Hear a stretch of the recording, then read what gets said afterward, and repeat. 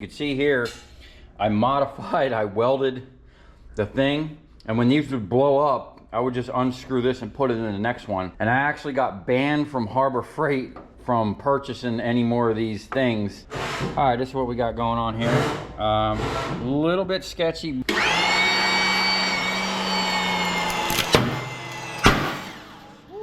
Because this thing is kicking up. This back one actually fell off. And yeah, so this is the way I originally ran this press in the beginning with that pneumatic foot pedal. So this is really comfortable for me.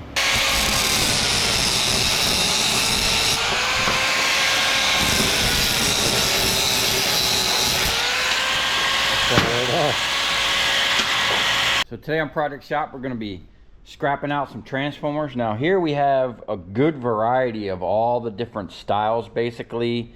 Little tiny ones, big ones, cutters, ones that need to be cut. I don't think I have, maybe there might be one or two in here that the coil actually needs to be cut. But most of these, the welds on the side need to be cut, and then we can push the whole coil out without actually cutting the copper. I'll show you how I get these off quick and easy. We'll go through these real quick. Actually, before I start this, we're actually going to throw these right in the freezer to help get the tar off of them. And if you haven't seen the video of the 2,000-pound ballast breakdown, I'll leave that link in the description for that. But the main reason for this video is actually going through this press and talking about some of the functions and going over a lot of the comments that people have been leaving. And we're actually going to install a foot pedal on this machine. This machine over here, we've actually got a foot pedal. I put the other pump back on. I don't know if we're still plugged in. Yeah. And we actually put, I need to put a rubber band on here.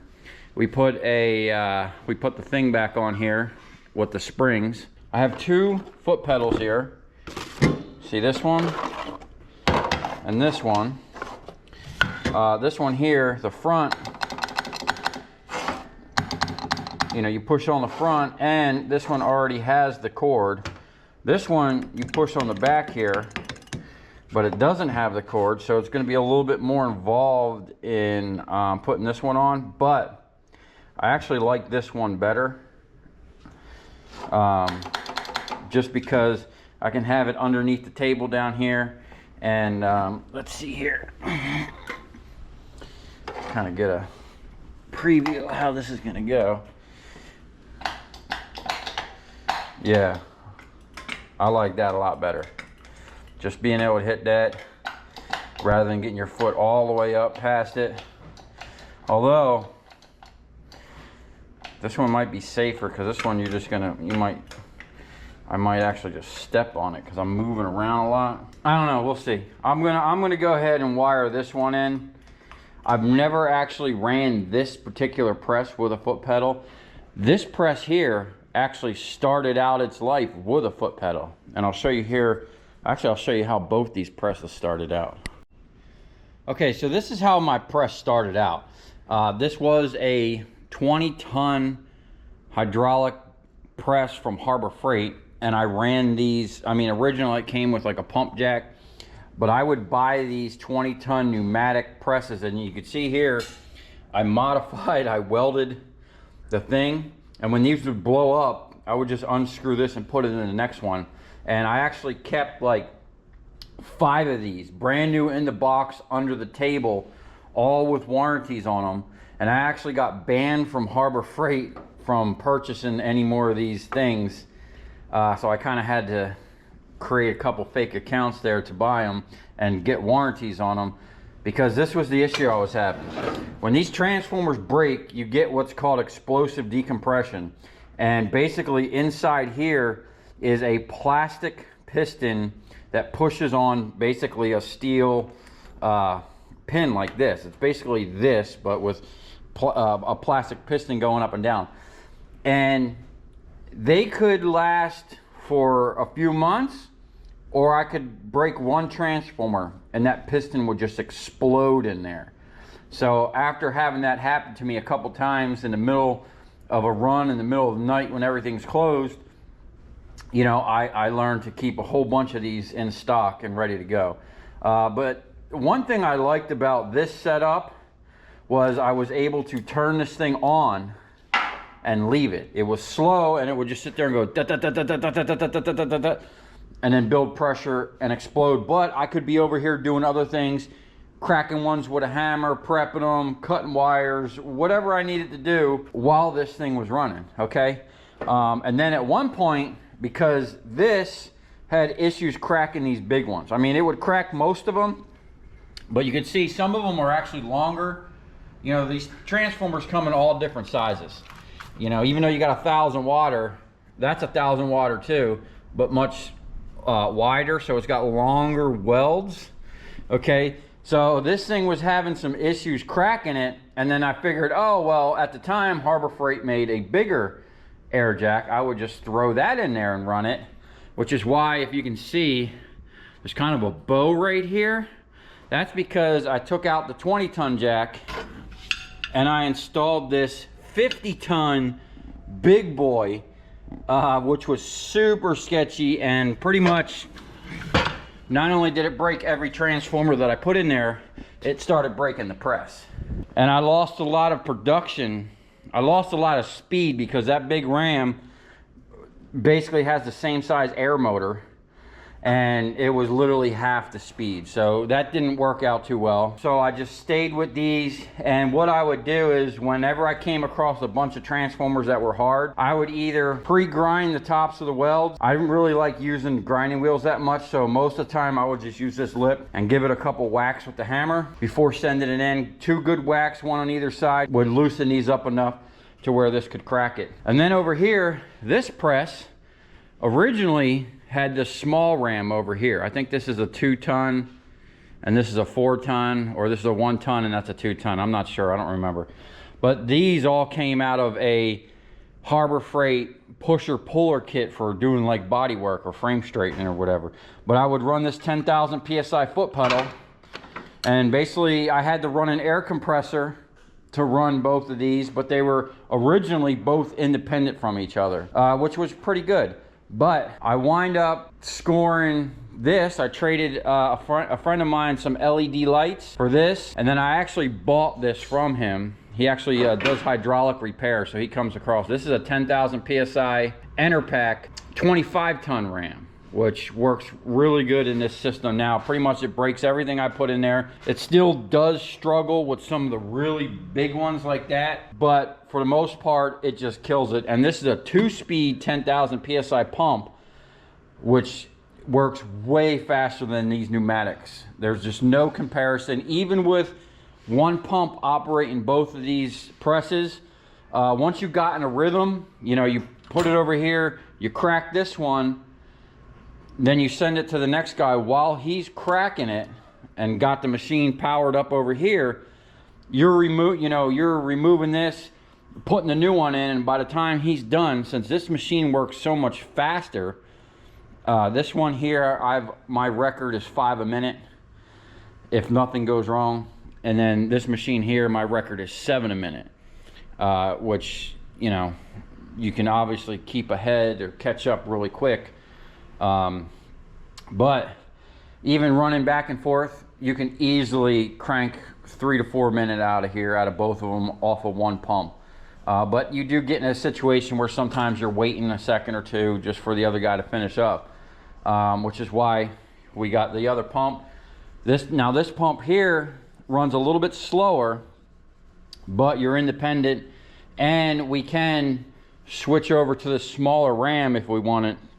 And since it has a smaller diameter bore, it'll actually move faster than this. Eventually, what I'd like to do, I got to get a 10,000 PSI valve or a switch or something where I can switch back and forth real quick with just a handle between the 2 rams, because it is nice running this one here when you're running a whole bunch of them that are coming out pretty easy.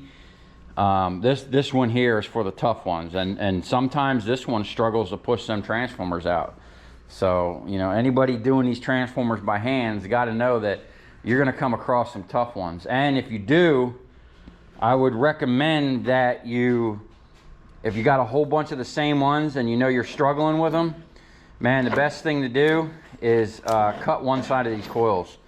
cut down one side with a grinder or whatnot, it'll free them up and you'll be able to punch them through. Now I want to address some of the comments that I get about these machines. Let's start with this one here. I get a couple comments on I should just have the right size thing on here, or it'd be faster if he wasn't holding this ram. The only reason I have these pushers is because, one, I only have 8 inches of stroke here. And then there are tons of different height transformers. And then there are tons of different widths that the thing will fit in. So I have little skinny ones, fat ones in here. There's a whole bunch of different ones. And I used to have a whole bunch of things that locked on here where you really didn't have to hold it. But they always wound up in the scrap, and I got tired of making them. But see, this is too big to fit these here. So basically when these are cracked, you only have that little bit you're trying to push, and that's too wide. You're gonna be pushing down on the copper. It's not gonna push through.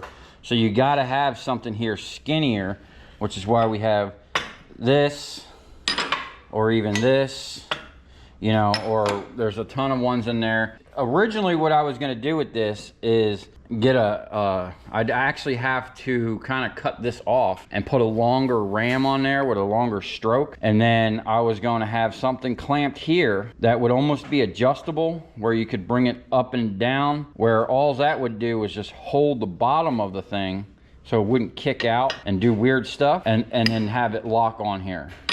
We might do something like that here in the near future, but this thing's been running like this for 12 years. The only issue that I really have with this machine is sometimes these plates will move. Usually once there's pressure on here, they kind of lock down, but I do want to make a locking system for this, and I got a couple ideas, and I'm open to any suggestions of how to lock it. I'm figuring just come back here with a bar with a pivot over here, and then like a cam lock where I can just lock it real quick and tighten it to different whatever. But they need to be moved because these things are all different sizes and different widths. So you're constantly adjusting this thing, you know. It can't be something where it takes too long to actually maneuver it around, because usually I just put it on one side and push this over and it's good to go. Now on this press here, I got a whole bunch of questions on the cycle time and how I could almost double my production, and I don't think doubling it is possible with this setup. People were saying that I should have a stop in here, different stops, and I kind of like that idea. For certain size transformers, I would almost be able to just put a pin in the sides here to stop the carriage from going up. The only problem is this cylinder has a spring in there that if this is pushed all the way over here, it's just going to keep returning back. Even if the carriage stops, that spring's going to pull that cylinder all the way back. So the only really way to do it is now that I have 2 pumps up here, I can just manually stop this thing. You know, once it goes over here, I can just kind of, I used to have lines here, and I would watch with that thing or the return. I would open that valve and let it come back up, and I just kind of pay attention to while I was feeding it. I'd shut it off and then keep my cycle time. With that pneumatic, I was only able to get 3 a minute, and that was if nothing went wrong, which was still pretty good. If you're cracking 3 transformers a minute, you're doing pretty good. As for not letting this thing come all the way back to its home position, the only really way that's going to happen is if I release it, and then while I'm doing, come back and shut it real quick, which I'll be able to do now that it's independent from that machine and it's not powering that. But it's still going to be something I got to be conscious of, you know, because getting these in and out as fast as possible is like my main goal. That's like an extra step. But with the foot pedal, it might work. It might be a little bit easier. I don't know. We're going to work it. We're going to figure it out here in a minute, because that's going to be a whole new, I've been doing this for almost 12 years now, and I always had something I had to do with my hand. So being able to use the foot pedal is going to be a little learning curve for me, but you know, I'm excited for it, and hopefully it'll make the whole operation easier, free my hands up to do whatever I need to do over here. Now releasing the pedal is not going to retract the thing back. Like this one here, we're gonna put a rubber band on here. That's release, you see it releasing. The only problem with putting the rubber band on there is it's gonna keep this coil energized. Wow, it's vibrating the table. That's crazy. We'll see how it goes. Hopefully we don't burn up this coil. And then I had a couple comments, people asking, how come I don't run 2 of these small ones at the same time? Well, here's the deal. These small ones sometimes are actually harder to crack than these medium ones because if you look at it, they're wider, which means they got more weld across there, you know? So yeah, I can put 2 of them in the machine, but it's not gonna break them. And you know, you feed them in, oh, that's a different size. We might try.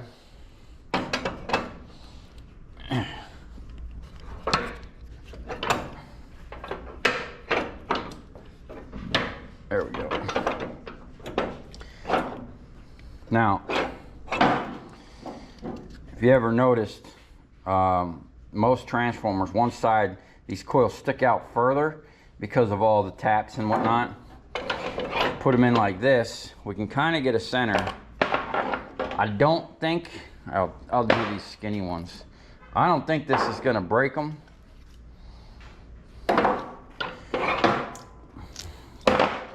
Because it struggles on these big ones. What I really need is like, you know, a 30 ton or a 50 ton press for this operation. But we'll see if this cracks them. Be interesting if it does.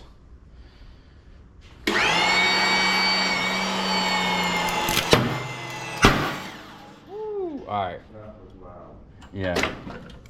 All right, see what happened here?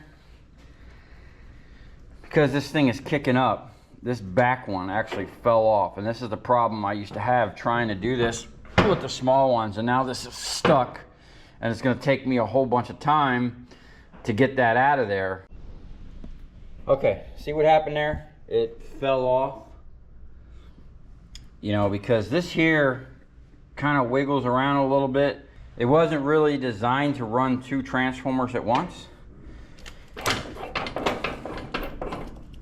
And if I had a better rail down here, on these smaller ones, it's even worse. And that's why I don't really do it with the small ones. Oh, these are a weird transformer where it's like an E. Let me see here. It's the same.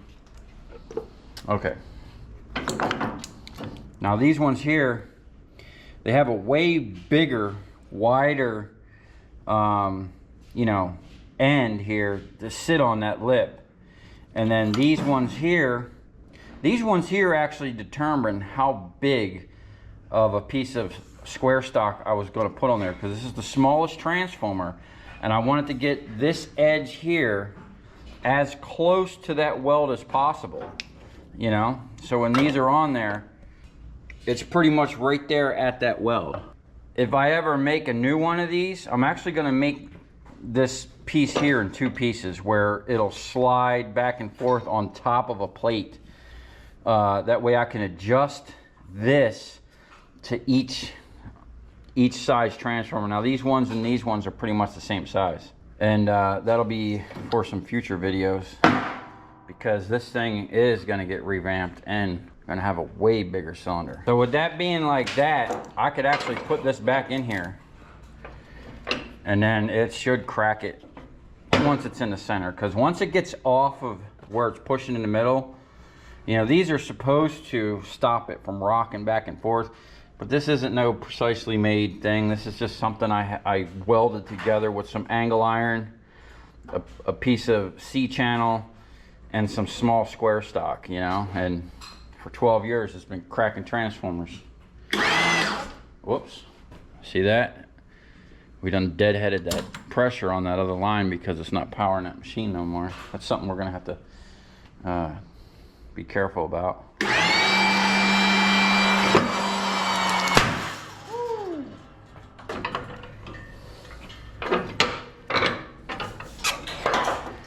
Okay, now when these things are stuck on here like that with glue, there's 2 ways you can get these off, or at least that I do. I either smack them on the table like that, or you can smack them this way you know, like that, and get that off. That feels like aluminum. Okay, so I'm gonna go find a piece of wire for this and wire that up real quick.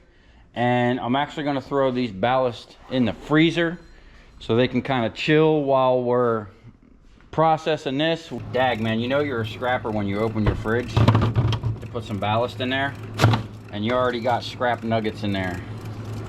Some frozen copper. Stay tuned for that video. Okay, so I got this piece of wire that we recovered from that last little bit of wire we stripped. We pulled this out of the number 2, so this is gonna be perfect. Now, there's a couple different ways you can do this. One, I could just cut this wire and kind of splice it all together, but I'm gonna open up here and see what's going on here, because this is the power cord that feeds it, and that's kind of sketchy looking. So I'm gonna put the time lapse up. I'm gonna wire this side in here, and then we're gonna figure out what we're gonna do on this side.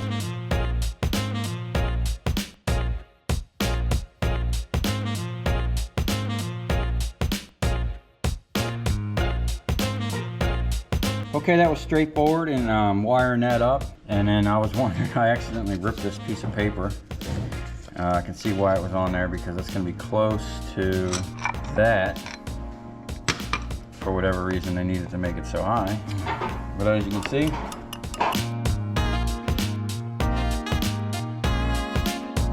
okay, here's where we're at. We got another little contact switch in here, which I didn't realize was in there. We got a switch here. Now this is jog, meaning you can just manually hit the button, turn it on real quick and tap it on, or run it wide open the whole time. And then this thing actually has 3 positions. So you can run one way, the other, or leave it neutral in the middle while that's running like that. Now looking at this, all these wires actually go through the top of the motor. We have access here. I thought these plates, these are actually where the brushes are. I should probably inspect them, being that this thing has been running for years, on and off. But now looking at this, rather than try and run more wires up through the top of this motor, I think what I'm gonna do is just cut this wire here, swing over here. I'm gonna go try to find a box where I can, you know, make like a junction box and just splice the wires together. It ain't gotta be nothing really fancy. I just need to splice those wires in with the wires to where it'll either still be the button or the foot pedal, you know, whatever works. Okay, so I found this little box. We have 3 openings, so we can go in with each one, in with one, and out with the others.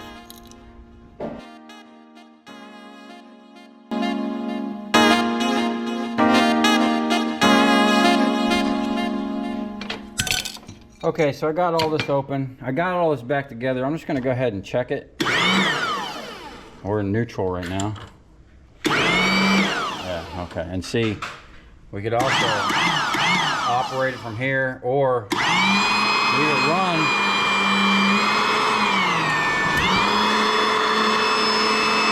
So we got nothing on this side. So I can't really do that, just leave it run deal, because it's just gonna build pressure. Anyway, I was looking at this and it looks like someone sabotaged me. So that's where we're gonna make our cut. And then we're gonna feed this into the back of this box here. And then we're gonna bring the other wire through one side and the new wire in the other side.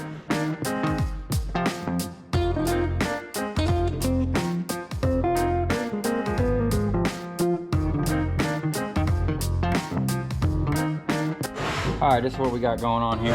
A little bit sketchy, but what I did is I put some tape on here and some hose clamps just so these can't be ripped out.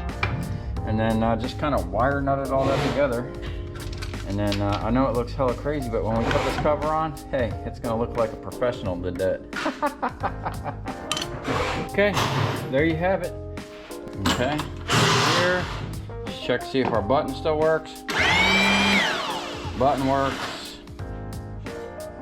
Turn. Now, foot pedal. Yeah. That's what I'm talking about. Okay. Now we got either or. We're wired in. This wire came nice, man. See, people scrap this, and you know, I got myself a free, well, not free, I probably paid, I don't know, 50 cents for that wire in scrap, or whatever it would have been. Imagine having to buy that by the foot. You would probably spend a couple bucks a foot for this wire. But I pretty much got it probably for $1 or less in scrap. And now we have our foot pedal. I'm gonna go ahead and run the wires behind here and tighten all this stuff up real quick. And then we'll see how it runs. Okay, we're gonna do a little live head cam action. It's my first time running the foot pedal. I've been running this machine here for, I don't know, 12 years or whatever. And I've never run a foot pedal, so this is gonna be a learning curve for me. So it might be a little awkward in the beginning. Put my earplug in so I don't go deaf. And we're gonna see how it goes. Now I need to do something better over here so we're not rubbing the hydraulics. Okay, here we go.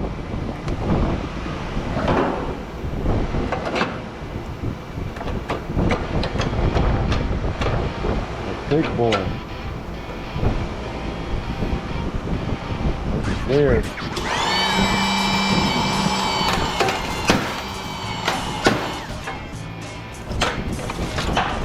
Oh.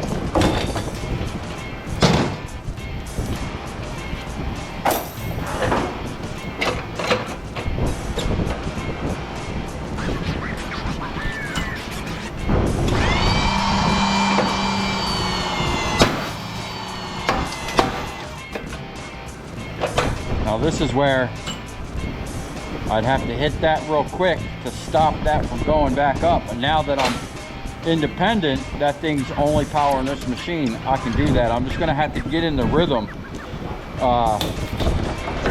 with all this new shit going on.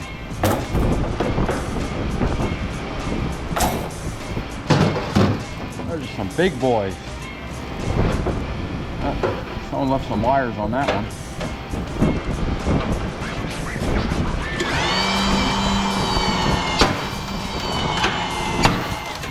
And I did notice somebody, we're not going to name any names, forgot to put a washer on that bolt like this one has over here, and it's actually getting sucked through. And I don't know how long that's going to last, but we're just going to keep running it until something happens.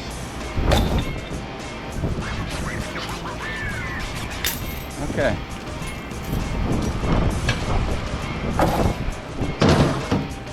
Not bad, not bad. See here.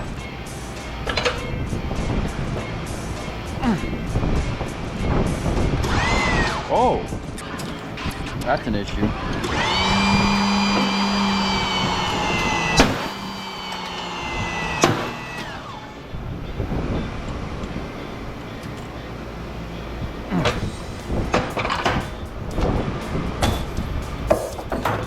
Okay.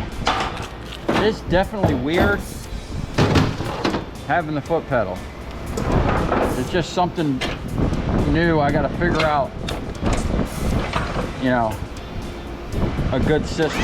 But I like the fact that we can do that and then be over here pulling stuff or doing whatever I need to do over here. So I see that being an issue. I already got steel on it. Yeah, when I'm cracking transformers, man, there's a pile of steel on the floor when I'm done. It just happens. I'm looking for my button.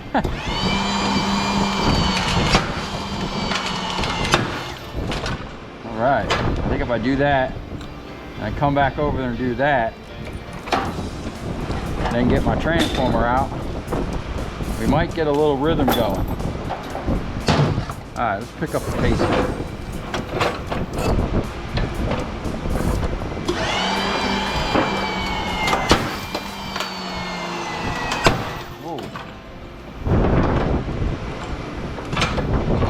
Yeah, I gotta figure out that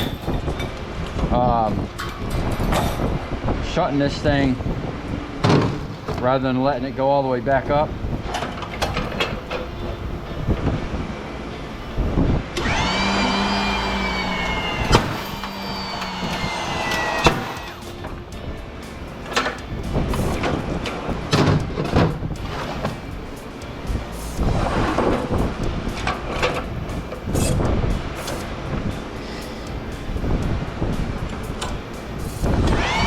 I let it go all the way back up that time. Woo! This thing is bent. Huh.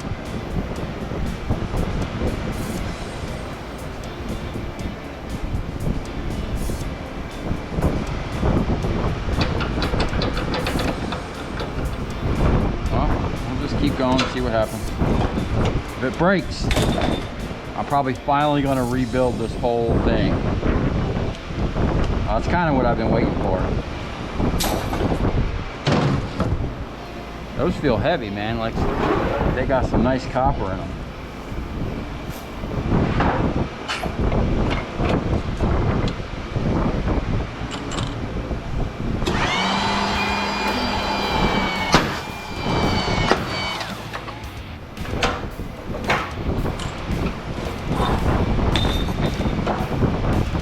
Yeah, I don't know about trying to stop that every time.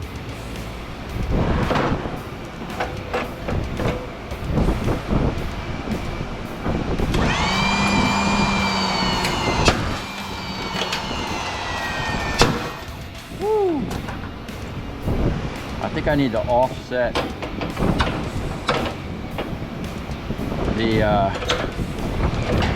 press a little bit. You ready? I'm ready. Yeah. This is going to be Steve's first time using the foot pedal, so he's going to be doing a learning curve like me too. Okay. Alright. We're getting through these pretty quick. Look at that big boy. That one there might be some problems.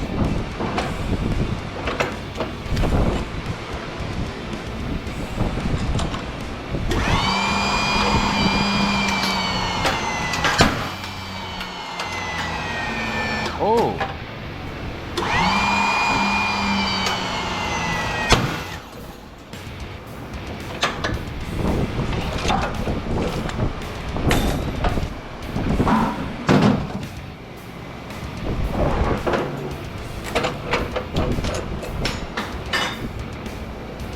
Might be time for a complete rebuild over here.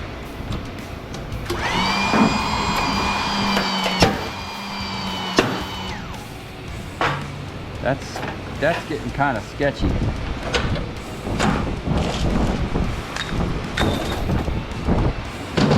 I've never seen that tweaked over that much. That can't be good for things. Now, this here, I doubt the machine will break it, but hey, we'll give it a try. That's a lot of weld.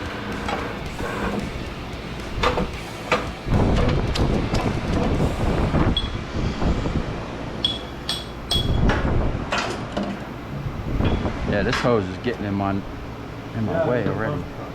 Huh? Yeah. Oh yeah. Dang, it did it. Guess sometimes you get lucky.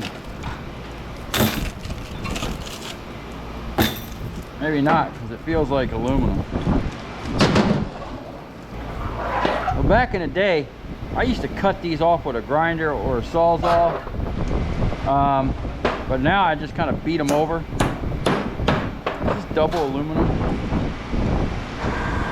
Yeah, this is double aluminum. I'm actually gonna make another video right after this about aluminum transformers.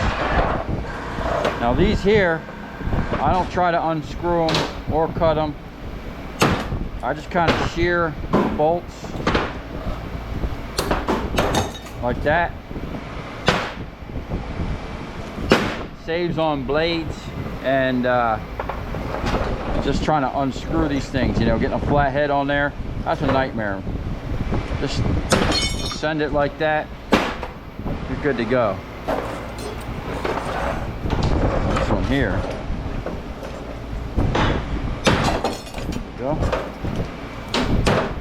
See this one, you got it. Now to me there is a top and bottom. You can see the welds. This is the bottom, the welds are closer to the outside. This is the top, the welds are closer to the middle. And the way my machines are set up, both of them, they have to go in one way.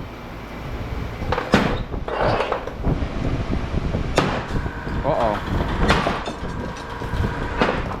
Okay, that's a cutter.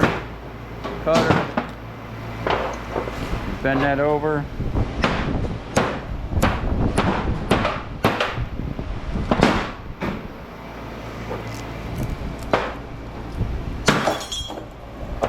Okay, cutter.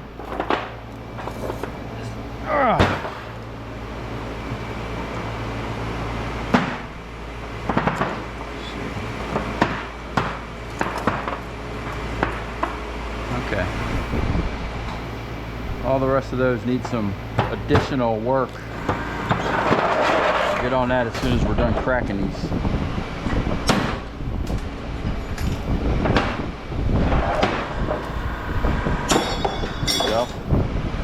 Okay, now we can finish these big boys.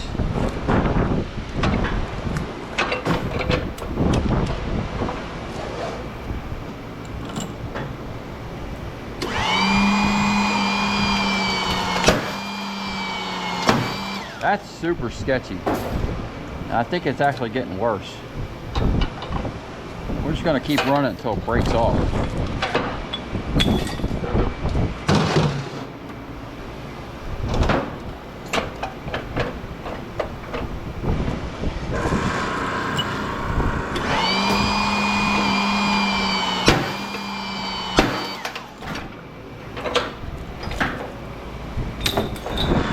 Put my mask on.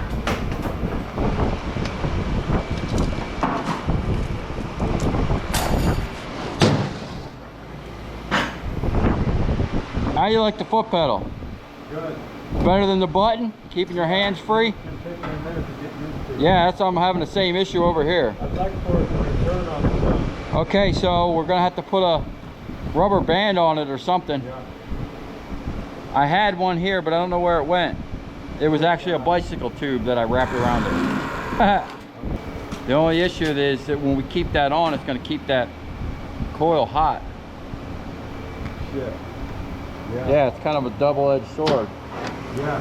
What we could do is put a switch to shut it off once it comes all the way up.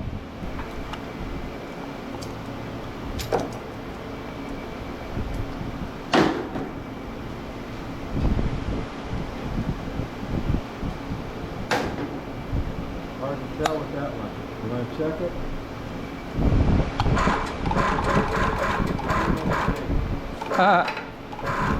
Let me see. Copper. Yeah. Okay. Try that. That helps, man. That's the way I used to have it. But I didn't like this being on all the time because this will get super hot, but hey. Yeah. We'll see what happens.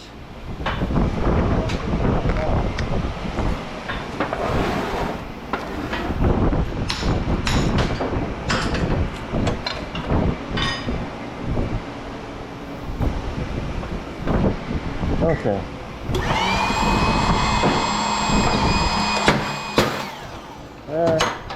There, turn that.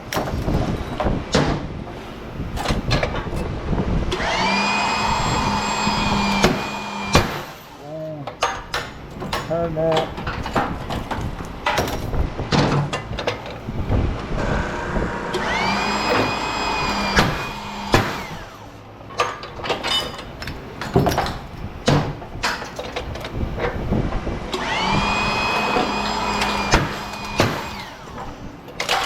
Oh,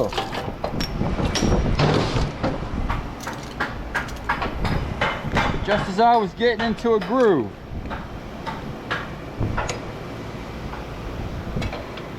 Now my groove's all messed up. Where was I at?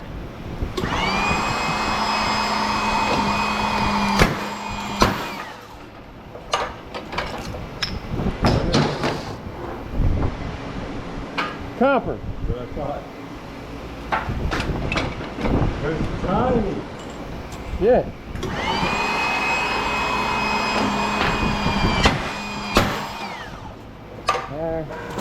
There. Here.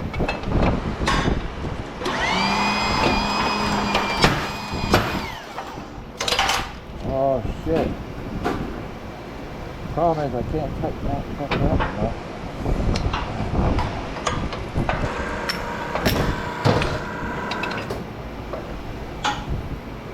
Okay.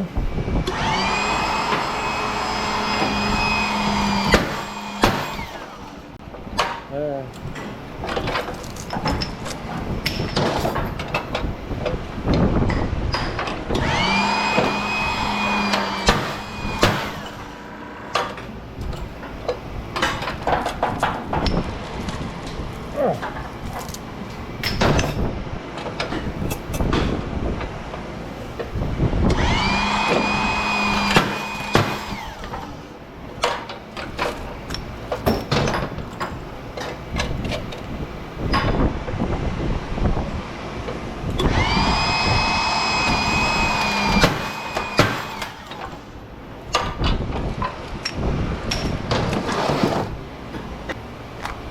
Okay, so we blew through that pretty quick.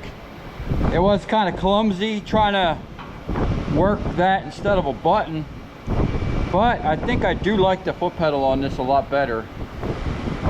It's just I'm going to have to get used to it and when to bring this valve back over here to stop this from going all the way up. It's just another step, and doing this is a different step that I'm used to. But as you can see, we blew through these pretty good. Let's go over here and see what's happening here.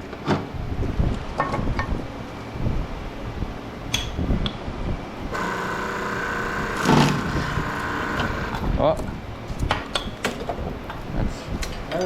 that's aluminum. Need a bigger pusher.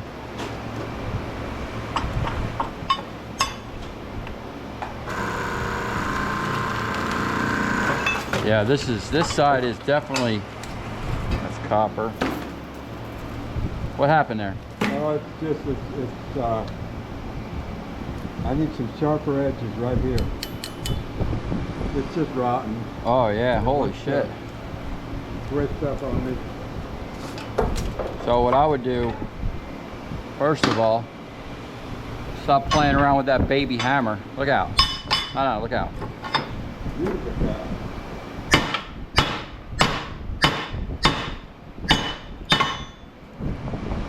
See that? It's pushing one of them up. Yeah. Might just have to send it like that. I don't know if this one will do it.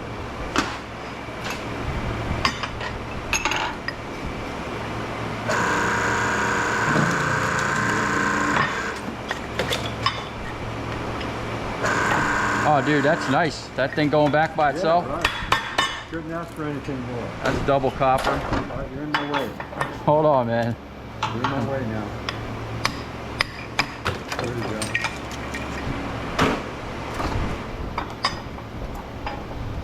Yeah, so this is the way I originally ran this press in the beginning with that pneumatic foot pedal. So this is really comfortable for me. Okay, I'm gonna let him get back on this. I'm gonna go over here and prep those.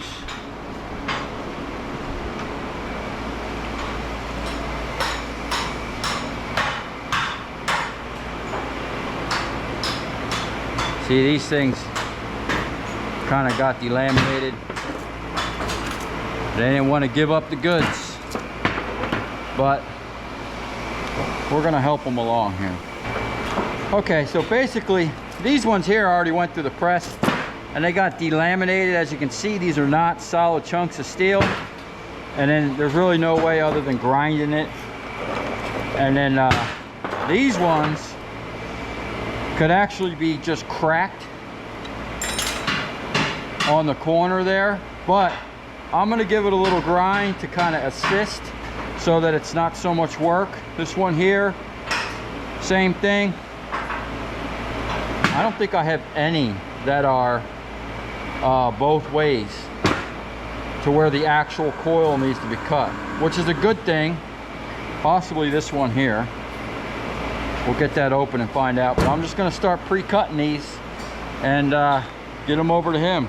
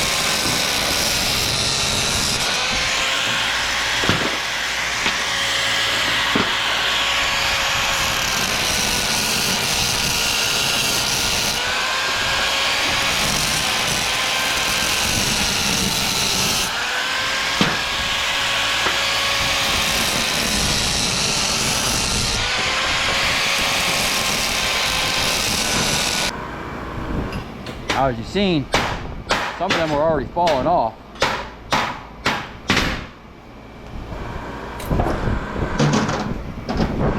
Like that one.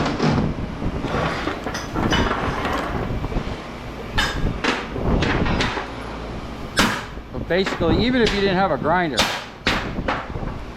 you put these somewhere where you give that other piece somewhere to drop. That's why I keep this ledge here.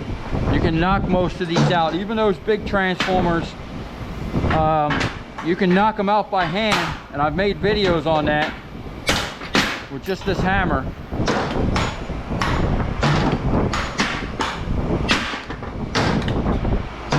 And grind it.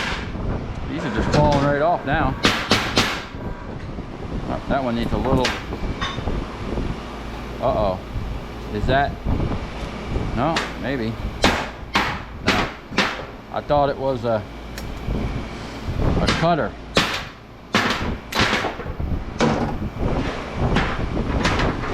Okay.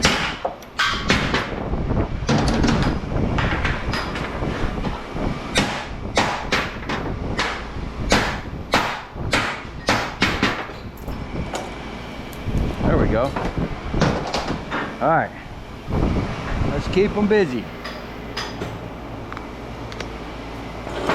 Go ahead and clean up these busted ones.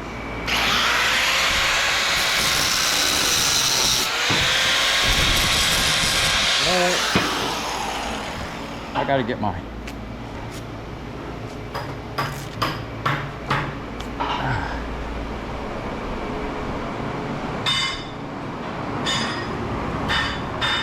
A grinding jacket, man.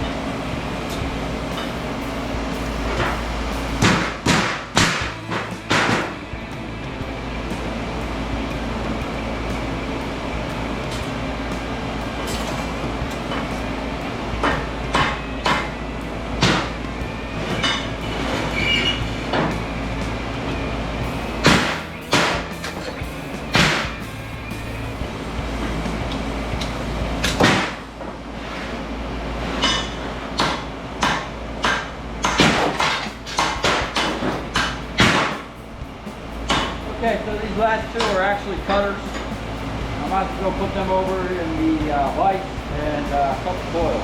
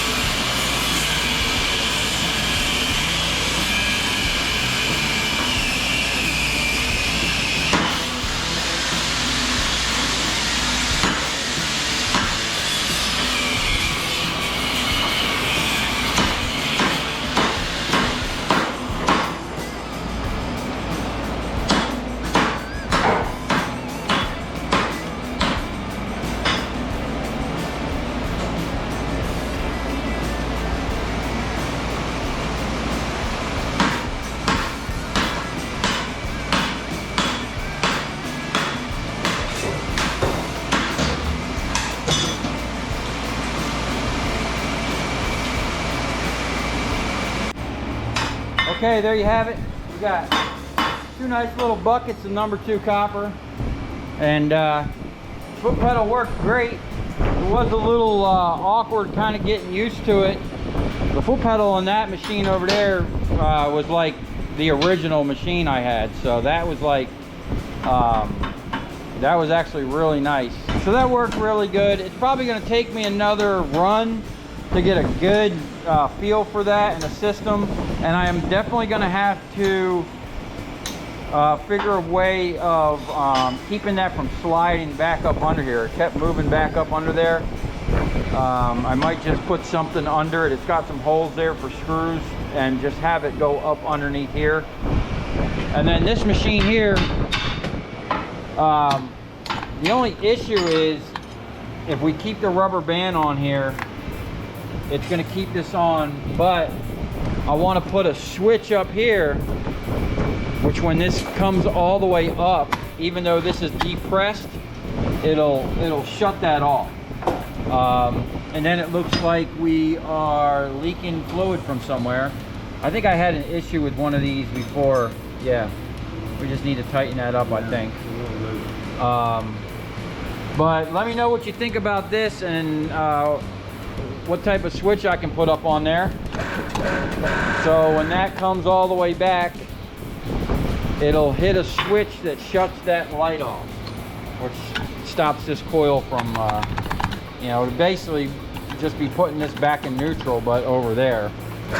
But yeah, it's coming along. We're getting high tech over here with all these foot pedals and whatnot. Definitely going to have to address this situation here soon.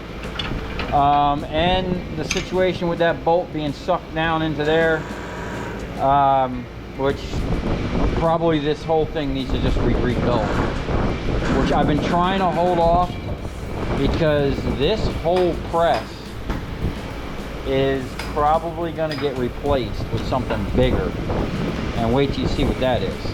But in the meantime, stay tuned because I have a whole bunch of aluminum transformers. These are all double coil aluminum transformers. And we're gonna weigh this bucket. We're gonna get them on the table. We're gonna run them through my machines and see what the percentage is, what they're worth, if they're worth even messing with, you know, even with my fast machines and my process. Is it actually worth messing with double aluminum transformers or just sell them off? Because nowadays you can't just throw these in with the copper motors anymore because they're onto it, or at least the places I go to, they check them, because over the past couple years there have been a ton more aluminum transformers, you know, and you got like 4 different types. You got all copper transformers, you got one small coil, one big coil copper, then you got one big coil aluminum, one small coil copper, and then you got double aluminum. So theoretically, you should have 4 different prices, you know, or at least 3 different prices for aluminum copper, all copper, and then all aluminum. And then I got 5 of these big transformers, you know. This one weighs 225 pounds. I think that other one weighs like 500. This one probably weighs somewhere around 200 pounds. I got one more up in here. We're gonna pull them out, get a weight on them, and cut them open. I'll show you how I do that, and we'll get the percentage on them as well. So if you come this far, thanks for watching. Stay tuned. We're getting all kinds of things.